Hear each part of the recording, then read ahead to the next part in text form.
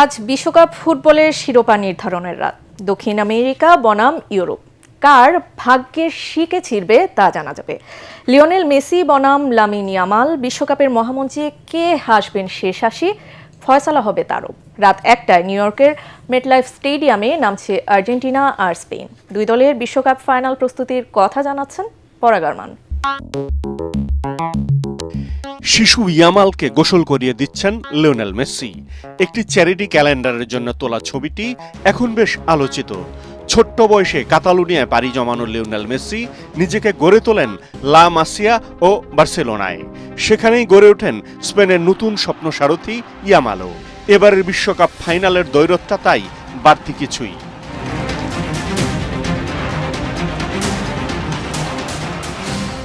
তবে আর্জেন্টিনার ফুটবল মানেই আবেগ, নাটকীয়তা আর টানটান উত্তেজনা। চতুর্থবারের মতো শিরোপা জিততে মাঠে নামবে বর্তমান চ্যাম্পিয়নরা কোটি কোটি ভক্তের আকাশচুম্বী প্রত্যাশা নিয়ে। কোচ লিওনেল স্কালোনি এমন এক কৌশল তৈরি করেছেন যেখানে খেলোয়াড়রা লড়াই করেন লিওনেল মেসির জন্য, আর মেসি তার জাদুকরী ফুটবল শৈলী দিয়ে দলকে জয়ী করান। আর্জেন্টিনার সামনে এখন ইতিহাস গড়ার হাতছানি। 2002 সালে ব্রাজিলের পর প্রথম দল হিসেবে বিশ্বকাপের সবকটি ম্যাচ জিতে শিরোপা জয়ের সুযোগ এখন তাদের সামনে। মাঝমাঠ নিয়ন্ত্রণ, বক্সের সামনে রক্ষণ ব্যূহ আর মেসি জাদুর ওপর ভরসা, এই তিন সূত্রেই এগোয় আর্জেন্টিনার জয়রথ। মেসির ম্যাচ উপভোগ করা উচিত। ডিয়েগোর মতোই একদিন তাকে মিস করব আমরা। এখনো তিনি আছেন আমাদের সঙ্গে। এই ইতিহাস শুধু তার নয়, পুরো দলের, যা কয়েক বছর আগেও ছিল কল্পনার বাইরে। ঐতিহাসিকভাবেই স্পেনের ফুটবল তিকি তাকা হিসেবে পরিচিত।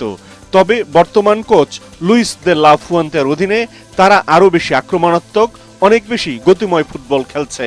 মাঝ মাঠে রদ্রির নিখুঁত পাসিংয়ের পাশাপাশি দুই উইংয়ে তরুণ ইয়ামাল, নিকো উইলিয়ামসদের গতি প্রতিপক্ষের রক্ষণ ভাগকে কাঁপিয়ে দিতে যথেষ্ট। আর তাদের রক্ষণই শক্তির জায়গা। 7 ম্যাচে মাত্র 1 গোল হজম করেছে লা রোজারা। আর্জেন্টিনার প্রতি আমার শ্রদ্ধার শেষ নেই। কোপা আমেরিকা জয়ী, ফিনালেসিমা জয়ী, বিশ্ব চ্যাম্পিয়ন, আর এখন বিশ্বকাপের ফাইনালিস্ট। ইতিহাসে এমন কীর্তি বিরল। দুই দলের 14 লড়াইয়ে 6 জয় আর্জেন্টিনার, 6টি স্পেনের আর 2টি ড্র। তবে বিশ্বকাপের মহামঞ্চে জিতেছে আর্জেন্টিনাই। মেসির হাতে চতুর্থ শিরোপা নাকি ইয়ামালের হাত ধরে স্পেনের নতুন ইতিহাস, ফয়সালা হবে রোববার দিবাগত রাতে। পরাগ Arman, ATN Bangla. Optical brighter, photo catalyst, active granule সমৃদ্ধ বসুন্ধরা পাওয়ার ওয়াশ, ঝলমলে কাপড়ে ফুরফুরে মন। জুলাই সনদ নিয়ে বিভ্রান্তি না ছড়িয়ে সংবিধান সংশোধন কমিটিতে যোগ দিতে বিরোধী দলকে আহ্বান জানিয়েছেন স্থানীয় সরকার মন্ত্রী ও বিএনপি মহাসচিব মির্জা ফখরুল ইসলাম আলমগীর। রাজধানীর ইঞ্জিনিয়ার্স ইনস্টিটিউটে জুলাই শহীদ সাংবাদিক সম্মাননা অনুষ্ঠানে তিনি এ আহ্বান জানান। একদলীয় শাসন ব্যবস্থা টিকিয়ে রাখতে আওয়ামী লীগ সরকার রাষ্ট্রের গণতান্ত্রিক প্রতিষ্ঠানগুলোকে ধ্বংস করেছে বলেও মন্তব্য করেন মির্জা ফখরুল। অনুষ্ঠানে 5 জন জুলাই শহীদ সাংবাদিকের পরিবারকে নগদ 1 লাখ টাকা ও সম্মাননা দেওয়া হয়। আরও জানাচ্ছেন মুশফিকুর রহমান। রাজধানীর রমনায় ইঞ্জিনিয়ার্স ইনস্টিটিউশনে জুলাই গণ অভ্যুত্থানে শহীদ সাংবাদিকদের পরিবারকে সম্মাননা প্রদান অনুষ্ঠানের আয়োজন করে ন্যাশনাল এডিটর্স কাউন্সিল।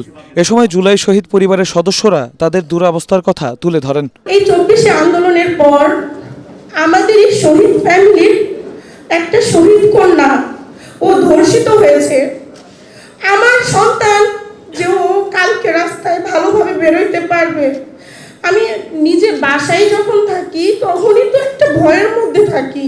এতে অন্তর্বর্তী সরকারের সাবেক প্রেস সচিব শফিকুল আলম বলেন, যারা জুলাইয়ে সাহসী সাংবাদিকতা করেছে তাদের সন্ত্রাসী তকমা দিয়েছিল আওয়ামী লীগের দোসররা। পুরো জুলাইয়ে মারা গিয়েছেন অ্যাটলিস্ট 5 জন সাংবাদিক, এবং এটা স্বাধীনতার পরে এই প্রথম একটা ঘটনায় সবচেয়ে বেশি সাংবাদিক মারা গেলেন। একটা আওয়াজ আছে কারো, ওনারা একটু এদিক বেদিক হলে, একটা সংবাদের একটু এদিক বেদিক হলে অনেক জোরে আওয়াজ তুলেন।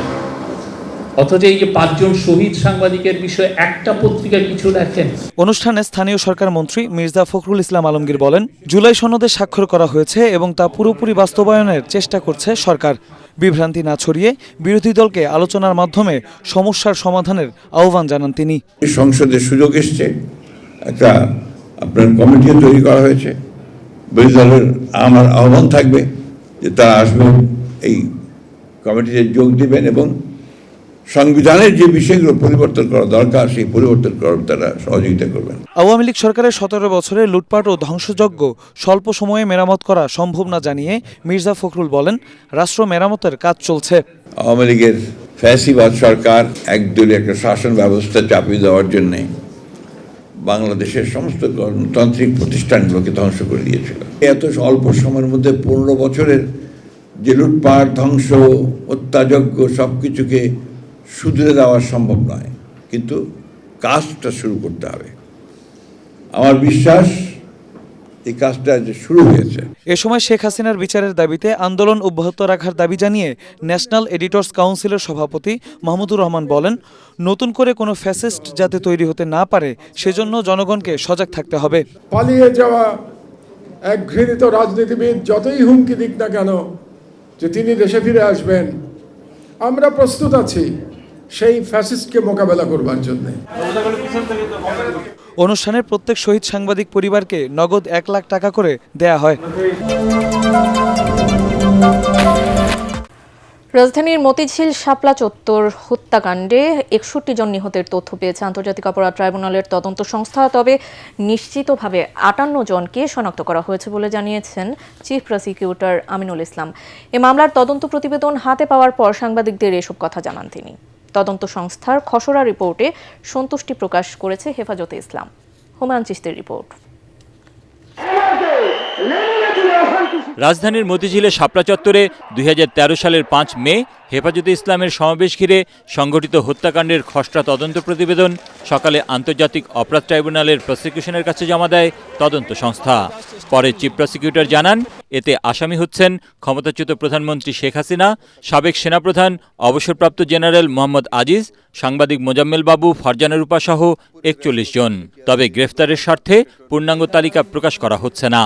খসড়া রিপোর্টটি আমরা পর্যালোচনা করে দেখছি, হয়তো শিগগির আমাদের কাছে পূর্ণাঙ্গ রিপোর্ট আসবে। আমরা প্রায় 61 জনের একটা তালিকা আমরা পেয়েছিলাম, কিন্তু আমরা 58 জনকে আমরা আইডেন্টিফাই ইতোমধ্যে আমরা করতে পেরেছি। আসামিদের তালিকাটা আমরা প্রকাশ করতে চাচ্ছি না বা পারছি না। শেখ হাসিনার বিরুদ্ধে প্রাথমিক প্রতিবেদন পাওয়া গেছে, সেখানে পুলিশ প্রধান, বিজিবি প্রধান সহ এরকম কয়েকজন আমরা মোটা দাগে বলতেই পারি যে তাদের বিরুদ্ধে একটা খসড়া রিপোর্ট এসছে।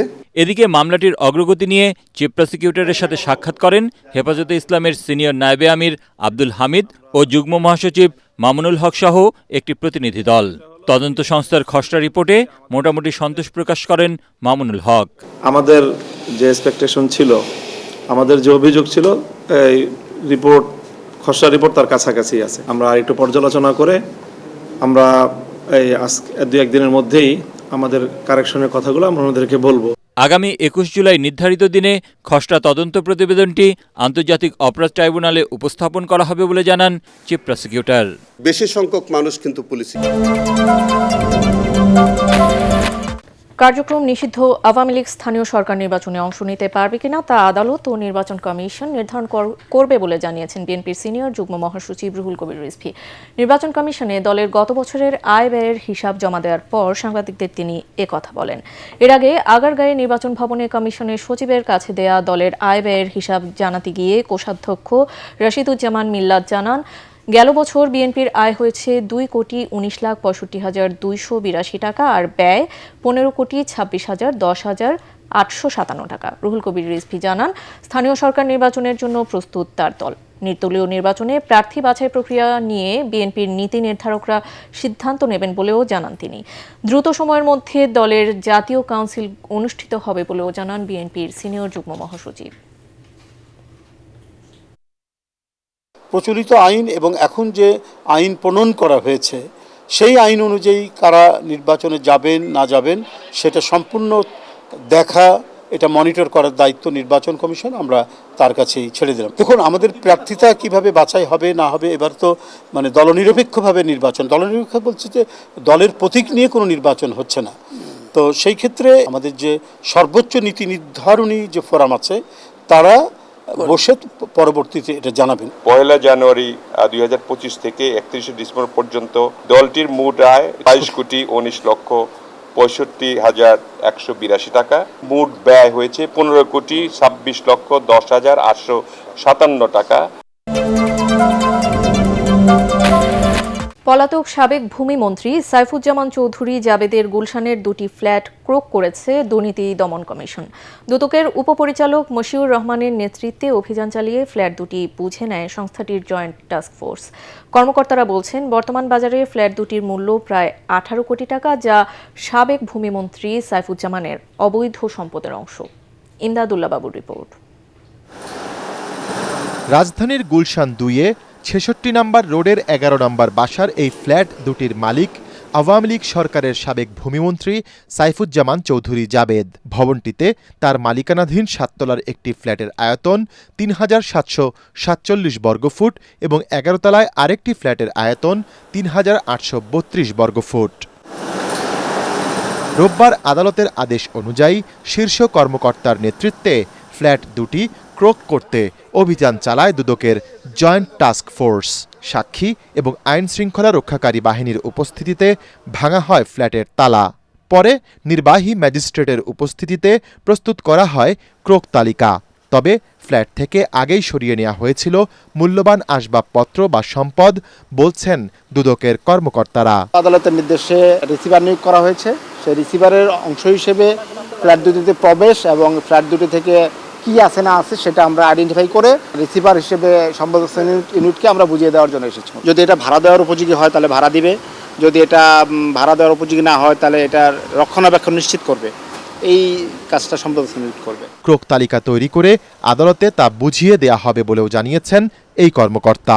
গাড়ির চাবি পেয়েছি আমরা, 5 থেকে 6টা গাড়ির চাবি পেয়েছি, দামি গাড়ি, মার্সিডিজ বেঞ্চ সহ রোলেক্স ঘড়ির অনেকগুলো প্যাকেট পেয়েছি, ম্যানুয়াল পেয়েছি। এছাড়া বেশিরভাগ দামি জিনিস অবশ্য সরিয়ে ফেলেছে।